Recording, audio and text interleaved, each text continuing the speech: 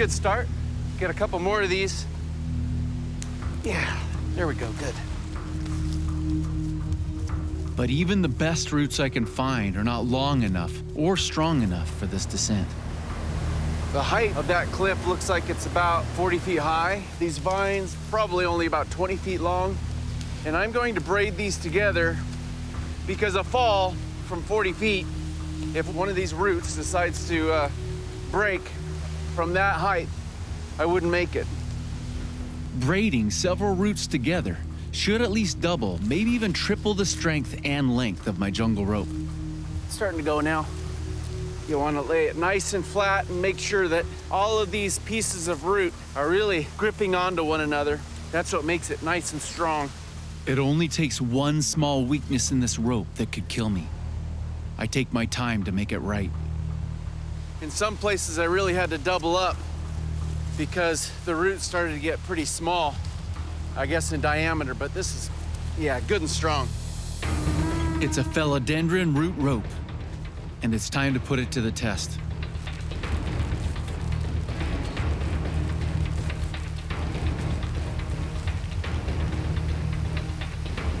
Okay, here goes.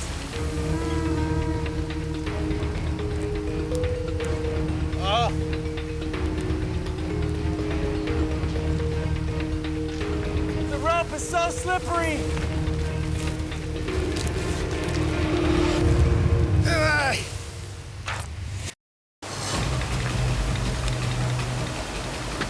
The rope is slippery, the rock is slippery. Everything is so slimy from the rains. Footholds are impossible. I have to trust all my weight on this rope.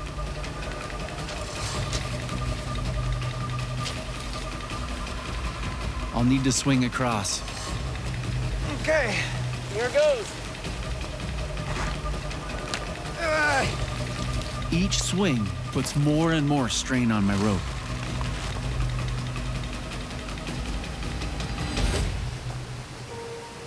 Yeah, the aerial roots of the philodendron. I told you they'd work. They're super strong. Okay, well, the worst of my day is over. I hope.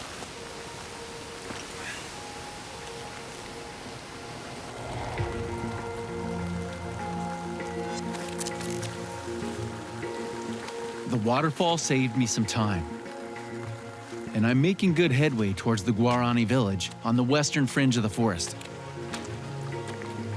All I need now is some energy for the final push.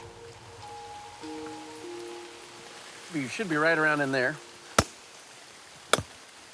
The very outer coating of this palm is very, very hard.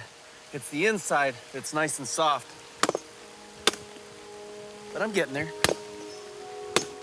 From plenty of jungle experience, I know what's inside. Okay, I can see the burrows.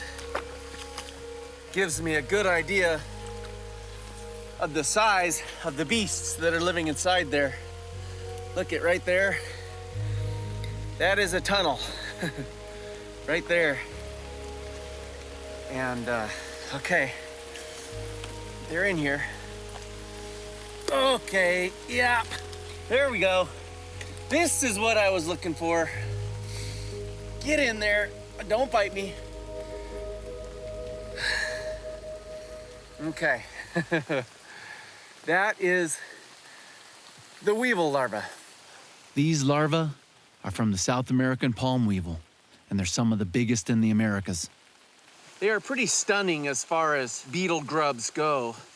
As far as their bodies are, they're sort of very fleshy, but then that head is very hard, and it has these big jaws that are powerful. Ow!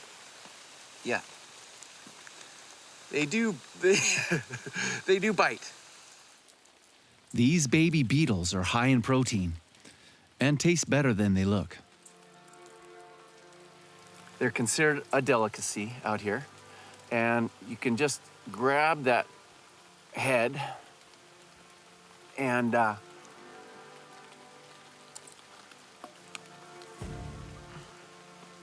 they're, they're,